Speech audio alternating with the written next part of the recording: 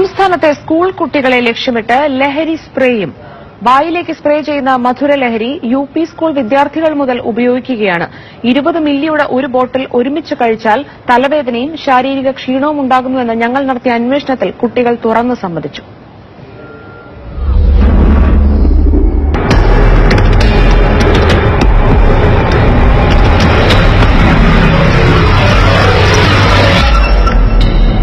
ഈ മധുരലഹരിക്ക് പിന്നാലെയാണ് ഇപ്പോൾ കുട്ടികൾ.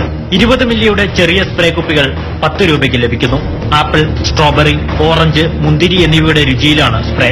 വാറ്റുചാരായത്തിന്റെ മണമുള്ള ഈ സ്പ്രേ ലഹരിയാണെന്നറിഞ്ഞല്ല കുട്ടികൾ ഉപയോഗിക്കുന്നത്. കഴിക്കുന്തോറും വീണ്ടും വേണമെന്നുള്ള തോന്നലും ശക്തമായ തലവേദനയും ശാരീരിക ക്ഷീണവും ഉണ്ടാകുന്നുണ്ടെന്ന് കുട്ടികൾ വെളിപ്പെടുത്തി. സ്പ്രേ ചെയ്യുമ്പോൾ നാവ് ധരിക്കും. സ്ട്രോബെറി അധികം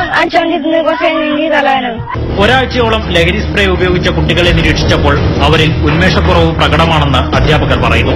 ലഹരിയിൽ കുട്ടികൾ അടിമപ്പെടുന്നതിന്റെ സൂചനകളാണിതെല്ലാമെന്ന് മാനസികാരോഗ്യ വിദഗ്ധൻ ചൂണ്ടിക്കാട്ടി. കുട്ടിക്കത് ക്രേവിംഗ് എന്ന് നമ്മൾ ഇംഗ്ലീഷിൽ സൈക്കാട്രിയിൽ പറയാം. ശാരീരികാരോഗ്യത്തിൽ മാത്രമല്ല മാനസികാരോഗ്യത്തെയും ബാധിക്കും. വിദ്യാലയങ്ങൾക്ക് സമീപമുള്ള പെട്ടിക്കടകളാണ് ലഹരി സ്പ്രേയുടെ വിൽപ്പന കേന്ദ്രം.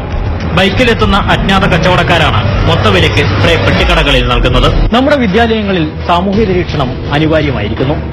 അധ്യാപകരും രക്ഷിതാക്കളും കച്ചവടക്കാരും നാട്ടുകാരും പോലീസുമെല്ലാം ഒരേ മനസ്സോടെ പ്രവർത്തിച്ചാൽ മാത്രമേ വരും തലമുറയെ നമുക്ക് ലഹരിയുടെ വിപത്തിൽ നിന്ന് രക്ഷിക്കാൻ കഴിയൂ. ക്യാമറമാൻ ഷാജു ചന്തപുരയ്ക്കൊപ്പം EV ഉണ്ണികൃഷ്ണൻ, മാതൃഭൂമി ന്യൂസ്.